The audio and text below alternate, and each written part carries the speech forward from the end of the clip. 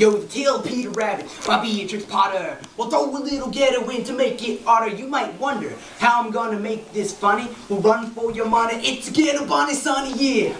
So come on, let's go. Cause if I keep rapping like this, you'll give me fifth and below. Oh! Once aboard a jam, there were 4 new rabbits. Their names were Flopsy, Mopsy, Cottontail, and Peter.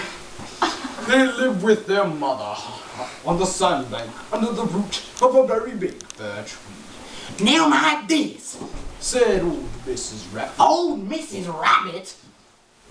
Mrs. Rabbit. Said Mrs. Rabbit one morning. You may go down the lane or into the fields, but don't go to Mr. McGregor's garden. Your father had an accident there. He was put in a pie by Mrs. McGregor. Yeah. Now run along and don't get into mischief. I am going out.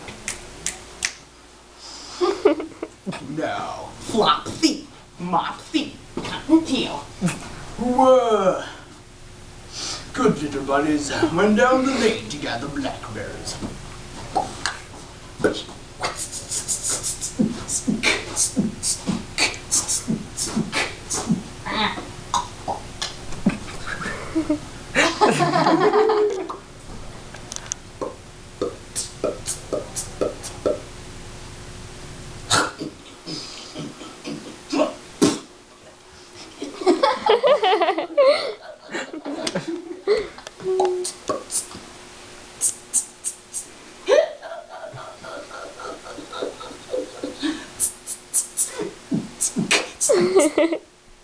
Cottontail. Cottontail.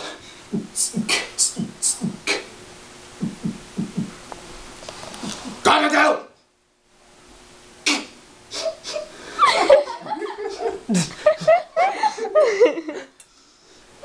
But Peter, who was very naughty, went straight to Mr. McGregor's garden. Went straight to Mr. McGregor's garden and squeezed open the gate. First he ate some lettuce. Lettuce! Ugh.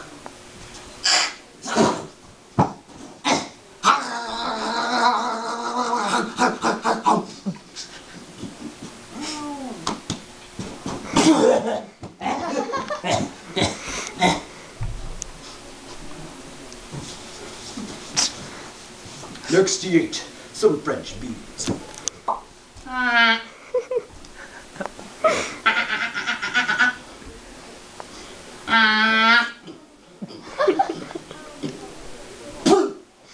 And then he ate some radishes.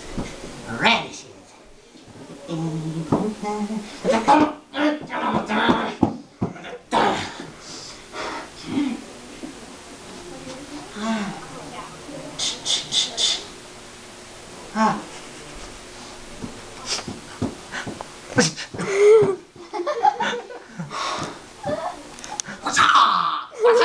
Wow!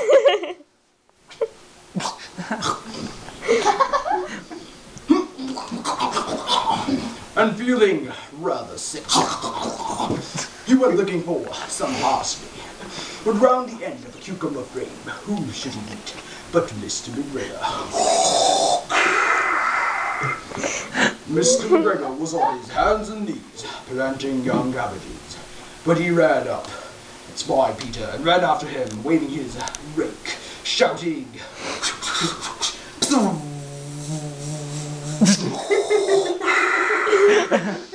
"Stop thief!" Peter was dreadfully frightened. He ran all about the garden, for he had forgotten the way back to the gate.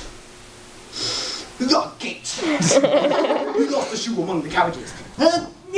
He lost the other amongst the potatoes. He started running on all fours, so that I think he might have gotten altogether away, had he not run into a gooseberry net. Peter was caught on the large brass buttons on his new blue coat. Peter gave himself up for lost and shed big tears.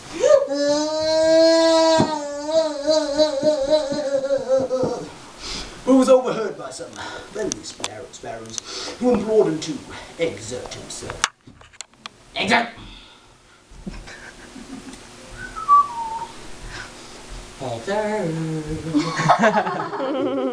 Exert! Mr. McGregor came up with a seed. Scythe. Seed! Which he intended to pop on top of Peter, but Peter wriggled out just in time. And jumped into the tool shed and jumped into a can, which would have been a wonderful thing to hide in, had it not been filled with so much water. Mr. McGregor was sure that Peter was hiding in the tool shed, perhaps under one of the flower pots.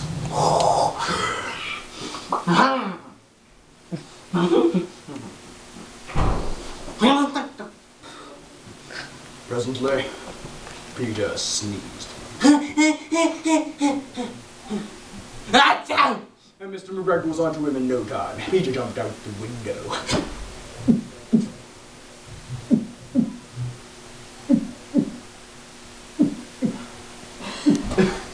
Mr. McGregor was much too large to fit out the window.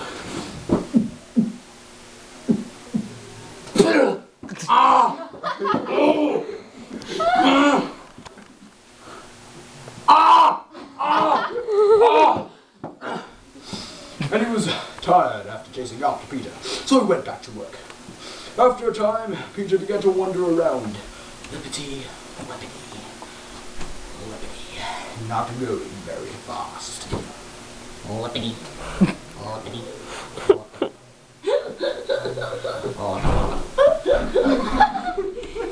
lippity, lippity, lippity. Peter. Lippity, lippity, lippity, Peter! Lippity.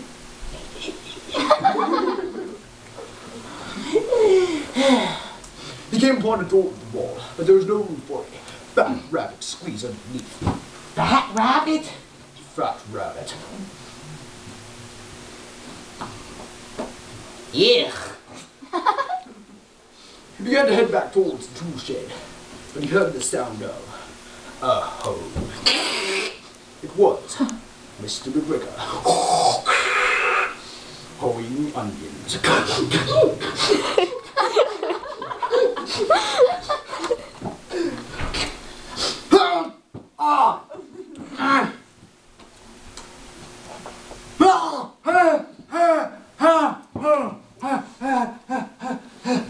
Beyond him was the gate.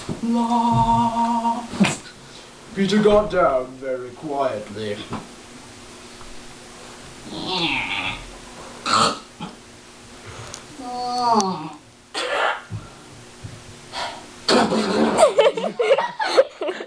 Began to run towards him. Mr. McGregor spied him.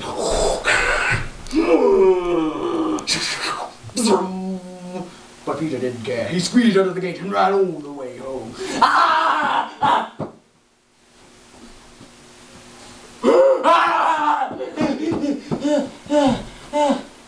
He was so tired that he flopped down on the nice soft sand, closed his eyes, and fell asleep.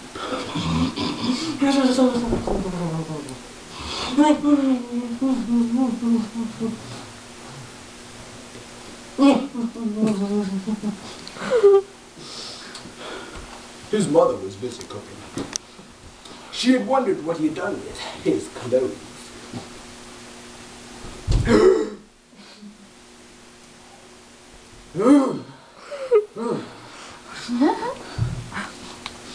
I'm sorry to say Peter was not feeling so well that night, so his mother made some chamomile tea. Chamomile tea? Chamomile tea. And gave a dose of it to Peter.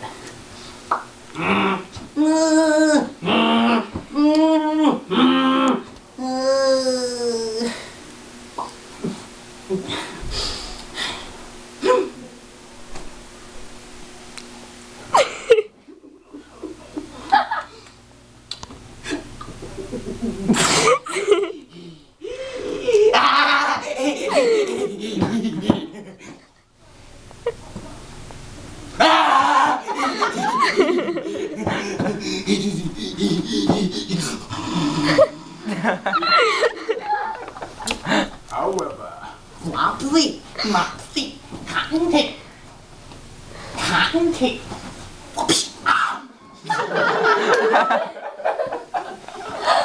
Who were good little bunnies, had bread, milk, and